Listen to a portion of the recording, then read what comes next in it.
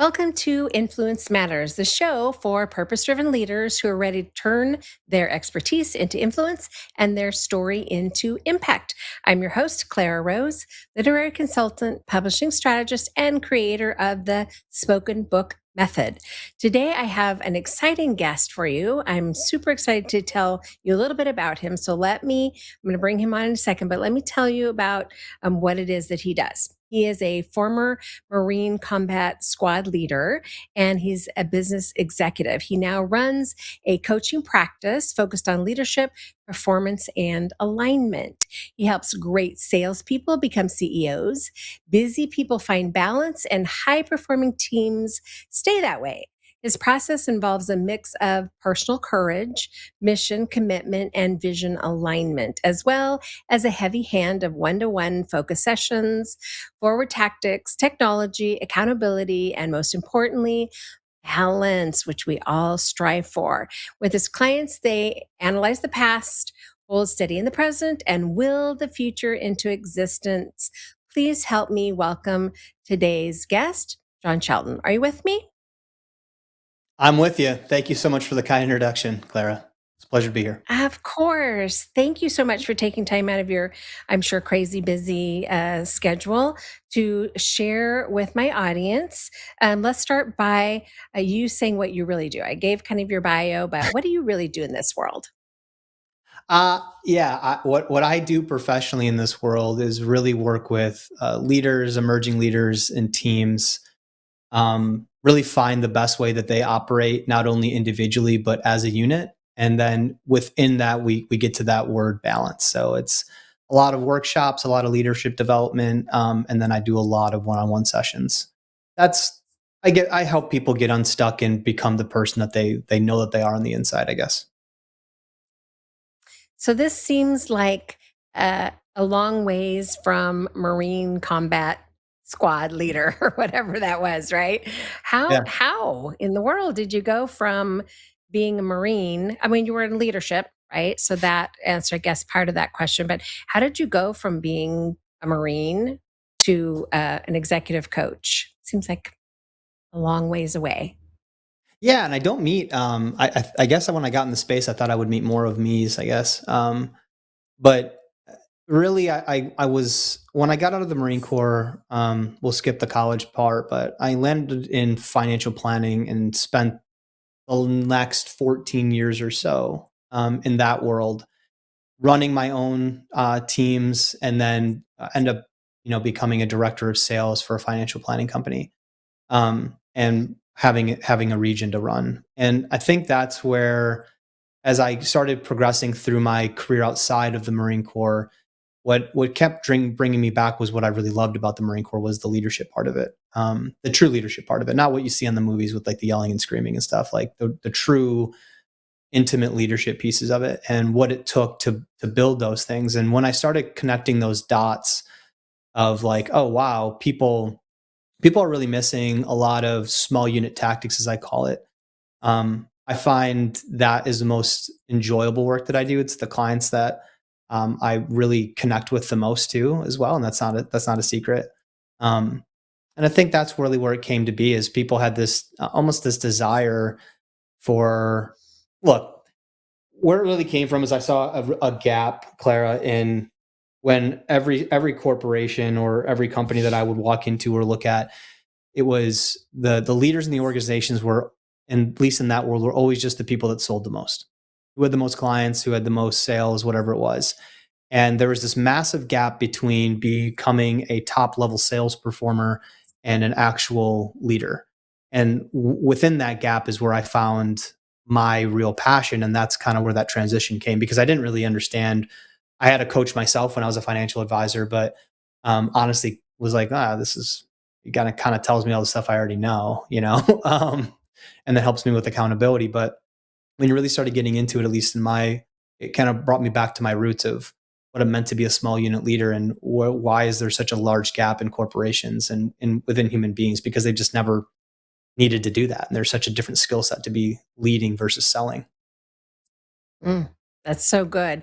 And this is interesting. Last year, I had a client where I helped him write a sales book.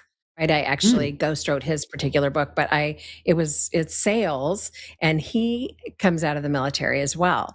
And so mm, all of the stories, and we actually interviewed a bunch of people as we wrote the book. They were all from his military days, right? And they were that's all awesome. talking about this unique um, way of interacting, this unique sales mentality, this unique leadership thing that is not a part of normal corporate America. So as you were saying that, I'm like, that's exactly like what I just experienced last year with this other client, right? Who was from the military. So there's something different that happens in the military that if you've not been, which I've not been, that we don't understand about the connections and the way uh, Mm, like this family thing that happens or this leadership thing that happens that we don't get out here in the real world or the other world, whatever we are outside of the military, right? So interesting that you just had this different perspective that brought you into a space which it did the same thing to him, right? It was like, yeah. yeah, you guys don't get it. It could work so much better, and here's how. Right? So that's super interesting to me. So when you went, okay, here's a missing piece for corporate America, right? Here's a missing Mhm. thing. How did you like take that next step? Okay, I'm going to fix this. Was it I'm going to change the way this is done, or I don't want to work in that, so I'm going to create my own thing? What made you say, oh, I'm going to be a coach? Yeah, that's a great question. I had a coach, like I said, she actually really encouraged me when I started Belleau Wood back in 21. She really encouraged me to reach out to some old mentees that I had mentored. And quite frankly, it sounds basic, but it was a pretty easy exercise. I reached back out to them and basically said, hey, if we were to re-engage in this outside of a mentorship, but in more of a professional capacity, is that something that you would pay me for? To put it pretty bluntly, like I obviously it Mhm. was more tactful than that, but and all five of them that I reached out to said yes, and Bellawood was born, really. And from there, once I realized this could be, look, and one of the, I think when I look back at this, the transition, really, one of the biggest aspects was you can't financial planning and finance in general is so constrictive of with compliance Mm. that was a big piece of it too. Is like there's only so much you can do in that world. Truthfully, there really is only so much you can do. And so when I really started breaking away, and some of my clients in the financial planning space specifically were getting really good results, ended up having deeper conversations with the company I was actually working with, and that turned into a really thriving relationship that I still have today, which has been really cool. So they actually became my largest client when I left. Very cool. I actually experienced it a little bit this year. One of my clients is a financial planner. So the book that we're writing, there's like this whole huge compliance piece. Um, Mm. it's not about financial planning, right? It's adjacent to financial, but because she's a financial planner, we still have to go through this whole process Oh of, yeah. making sure she's not breaking. They have to like sign off on it, which I Oh yeah. thought, well, we're not talking about financial planning, but because she is one, it's Yep. so regulated. That's crazy. I love that the people that you worked with recognized the gap, right? Yeah. Recognized that there was a need for what you do or what you were building, and then said, "Heck yeah, let's do this." So, do you go after financial planners in general, or who do you serve? Yeah. Great question. Definitely, they're a large client avatar of mine, client demographic of mine. I'd say probably 60% of my clients, maybe 65% are financial advisors. And then I work in real estate. And then I also have a big demographic of construction and that transitionary role from top salespeople to like directors of sales and leading teams. Those are I would call those my four avatars. So yeah, I definitely work a lot in financial planning. But I work in a bunch of literally four other industries as well. Okay. And so are are you working um more on helping them where they are, or bring people out of those things into, like, so one of your part of your bio is making top salespeople into, CEOs. Is that Yeah. CEOs within the company, or are you helping them go elsewhere and start their own thing? Is that part of what It's you a do? little it's a little bit of both, yeah. So A some little bit of people, both. yeah, yeah, definitely. Some people, are reaching out and saying, "Hey, this is what I'm looking to do." And there's like this obvious difference between consulting and coaching, and so I have to tread that line. And sometimes you cross over, especially in the financial planning, because my experience is back there. Um, but yeah, no, I help in both ways, and so a lot of the top salespeople, it's a lot of weirdly finding purpose again. What it takes to be a top level salesperson and a leader are oftentimes fundamentally very opposite. Most people that become top level salespeople, they're really focused on, and call it what it is. This is statistical, and in my experience with clients, they're recognition based. They like the recognition. They've thrived off of it probably since their early 20s, um, which inherently is about them and goals and achievements and what they can accomplish. And really working on that mindset of leadership at its basic level is elevating others, and it's not about you. And I think that's a big one for them to get over. It's the how the team has done is your measure of success, not how you have done. And that Mhm. mindset really shakes people a lot of times because, again, for the last maybe 20 years, they've been focusing in on how do I hit this next goal? How do I get recognized for this? Where am I going? And then there's a sense of purpose that's tied to that. I find a lot of times is that they start really rooting their qualifications for life in sales numbers and achievements and glass medals that you can buy for $14 at a thrift store, and I've got some of them in my office right now, honestly. But there's a different total mindset when you shift over to that leadership. And I think to answer your question, it's definitely both. I've helped many top salespeople start their own businesses. And I've also worked with a lot of top salespeople who start to run teams and become directors and CEOs of their own companies as well. It's such a shift in mindset between being uh, focused on yourself and focused on exterior things. Yeah. And I'm seeing this, probably was doesn't surprise you, but in the last year or so, more and more clients are coming to me, book clients are coming to me about the topic of purpose, right? How Mm, um, they were either derailed, transitioning from being about that competitive, that next accomplishment for themselves, and yep. then not have feeling like they had purpose, right? They're not, so it's interior versus an exterior, right? Purpose is kind of exterior thing, where competitiveness is more of an internal thing. So interesting that you brought that topic up, because I'm hearing it more and more. I think we're, as professionals, we're shifting towards wanting to have purpose, being more Mm. purpose driven. Um, and that's what leadership, brings for a lot of people, is a purpose exterior to themselves. So I think that's interesting that you brought that up. Yeah, it's Tell it's me. oh, go ahead. No, go ahead. I was gonna say purpose is one of the 4 pillars of what I consider, is building people's personal performance blueprints, as I call them. It's purpose is the first step. You have to define that for yourself Okay. because most people define it Perfect. as their work. Yes, yes. And that was where I was headed next, was tell me about the process a little bit, so that we understand a little bit about what you do. Um, everything that I do starts with a blueprint, right? Brainstorming blueprint is the beginning stage, because that's, for me, that's foundational, fundamental, right? You got to start with a solid foundation. So tell me, it sounds like you have 4 pillars. So tell us a little bit about that. I'm Yeah, thank curious. you. So there's 4 pillars, what I call your building your professional blueprint. Every client goes through it with me. So that's really defining. I've got an entire workshop on it. So people can, this is not a sales pitch, but people can purchase that. I do the workshops quite often with teams defining this.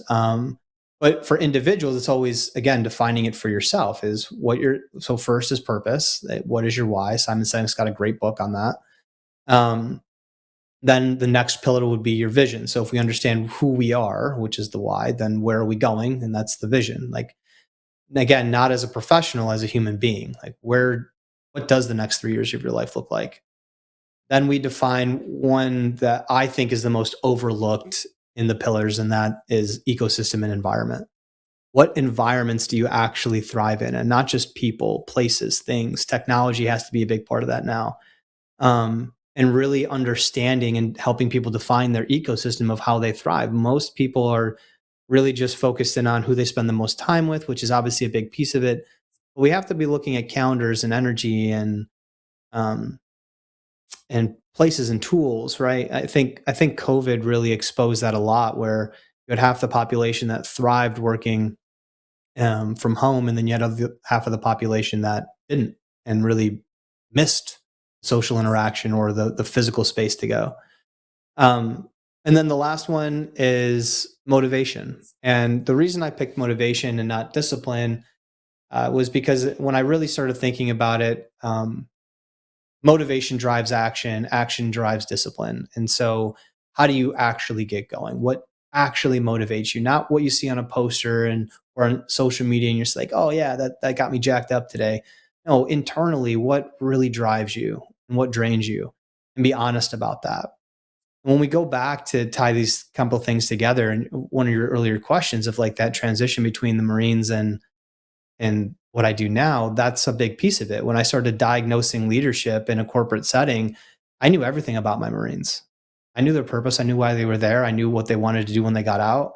I knew the ecosystems that they thrived in, and I knew what motivated them. And so when I broke that down and started bringing that to organizations just on that basic level, you started to see some pretty massive change just in how people understood themselves, and then how people understood people on their teams. Because if you understand those four aspects of everybody on your team, how much better of a leader could you be? And that's the question I kept asking myself. So every client has to go through that. And then, it depends on what type of contract they have with me, where it's usually one-on-one sessions or team sessions beyond that. And I try and do it bi-weekly.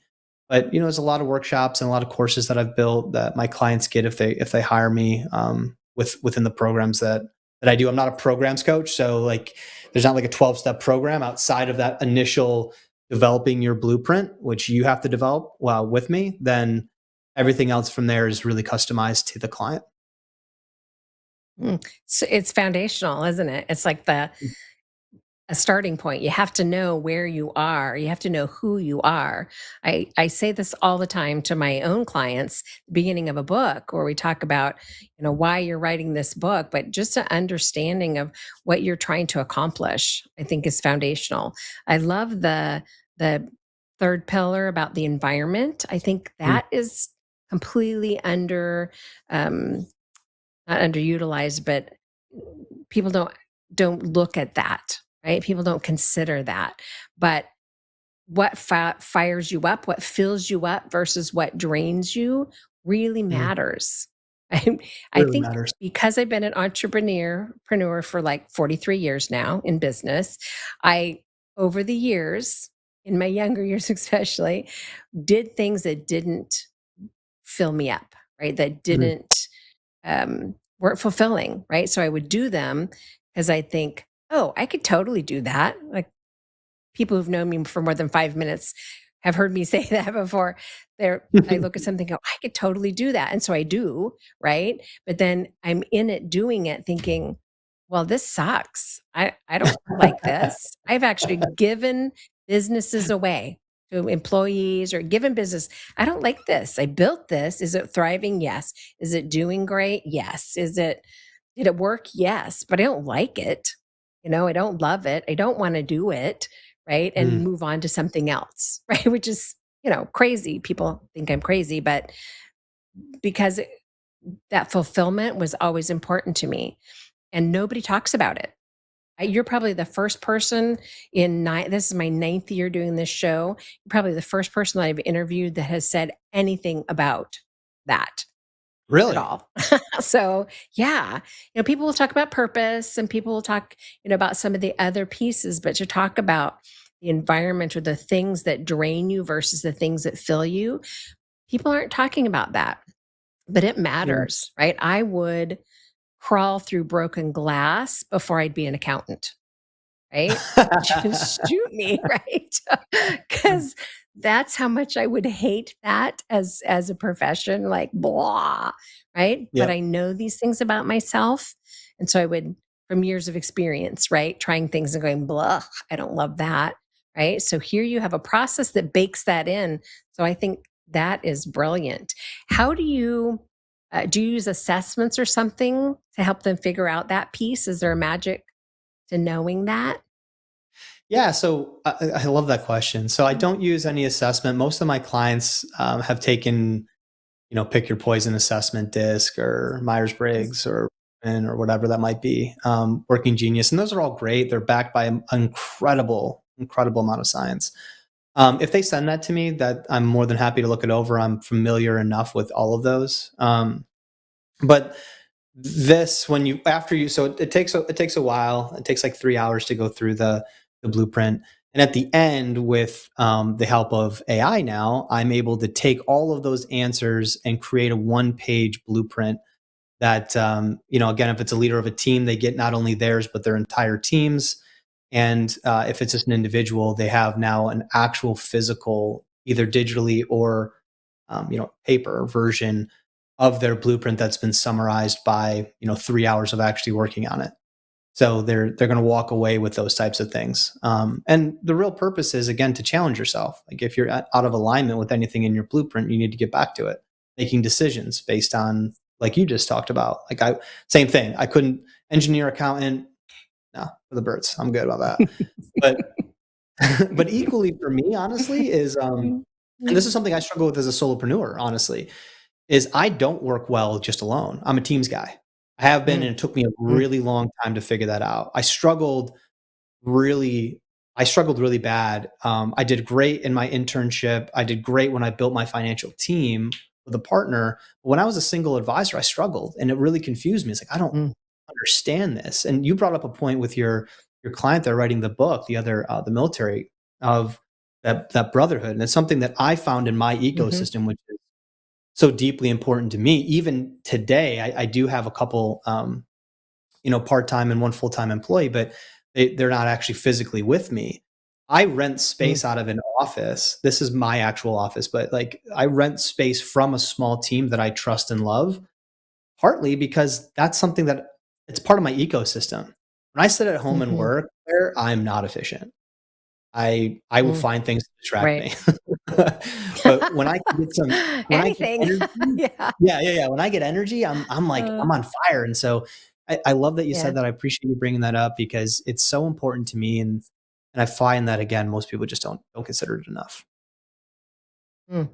Well, people don't know to focus on it, Yeah. right? People don't it's not something you're conscious of, right? You're thinking, yes, purpose makes sense. And yes, what do I want? The big picture, those things make sense.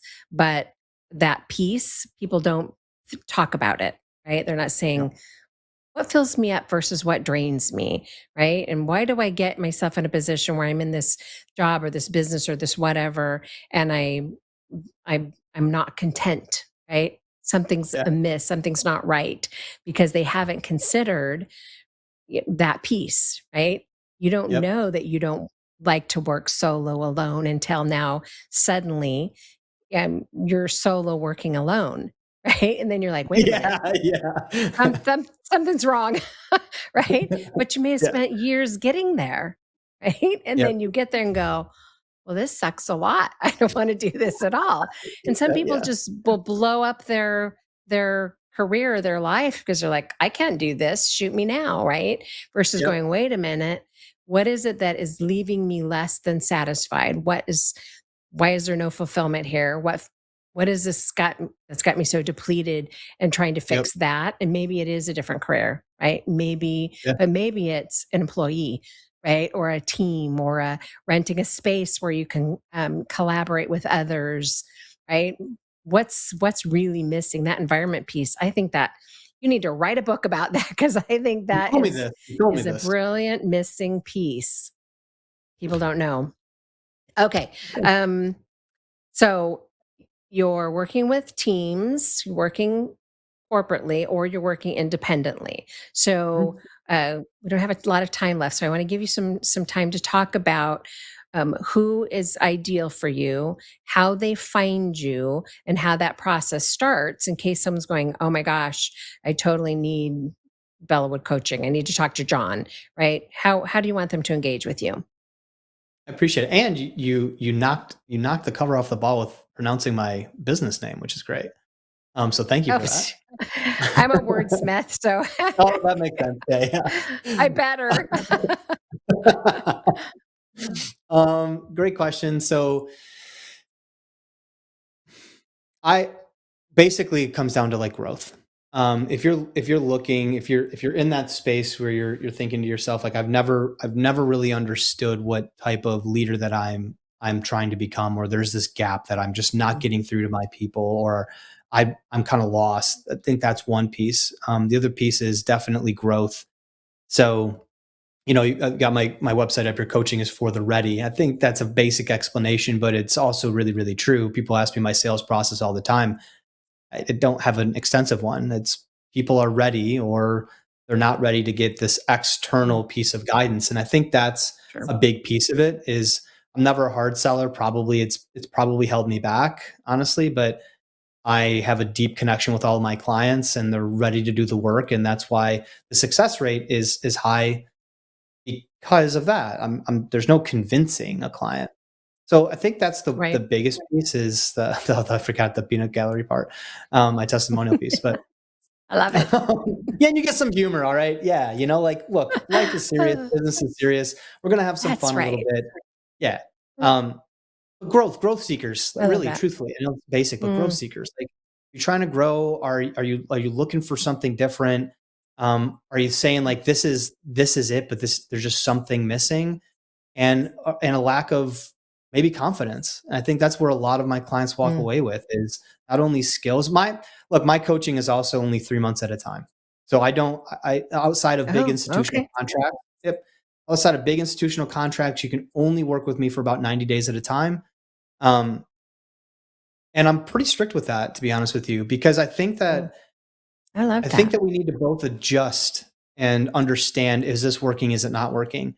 And what I've found is when Right. clients get to that stage of like maybe you've been a couple sessions are stagnant, all of a sudden they're looking like, is this worth it? You can't be that. You got to be walking into your coaching session Right. every time with I'm going to get something out of this. I'm ready to do it.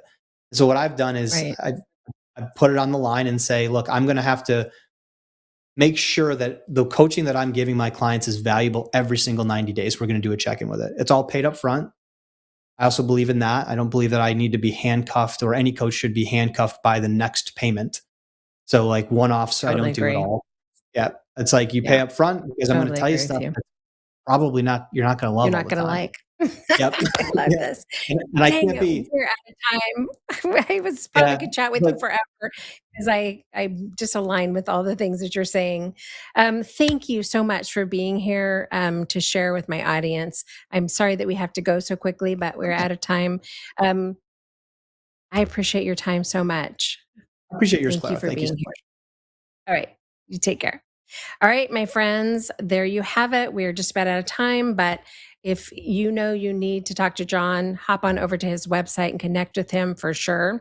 Of course, as always, thank you for being here with me today on Influence Matters.